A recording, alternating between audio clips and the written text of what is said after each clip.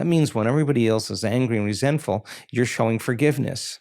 When everybody else is fearful and anxious, that's time to show courage. When people are racing and rushing and competing to get to the top, that's when you stand still and draw the experience to you.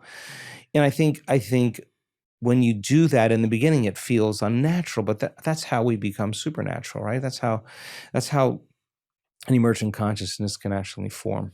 Yeah, and the thing that's really going to stay with me today is that I used to believe that the opposite of love was hate, but actually it's stress. Yeah.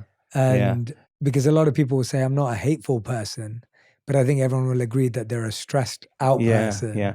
Well, fear is not the opposite of love. It's the separation from it. Yeah. And, pain and suffering is not the opposite of love. It's a separation from it. Anger, hatred, hostility, violence, it's not the opposite of love. It's the separation from it. Mm-hmm. So then a person who begins to transform themselves, and we work with prisons, thousands and thousands of prisoners.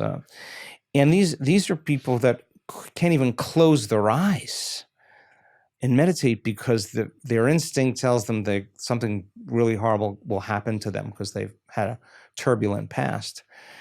You see, prisoners come together, right, and move out of stress. The absence of the addiction to the stress hormones is called joy. The body is free. It's no longer out of balance. And people come back into the balance of their true self. They feel like themselves again. Like, God, I feel like myself again. I got my life back. And I just read a testimonial from one of the veterans that we did a study on PTSD just last week in a retreat that we did. These are people that had some pretty turbulent pasts, and that were suicidal.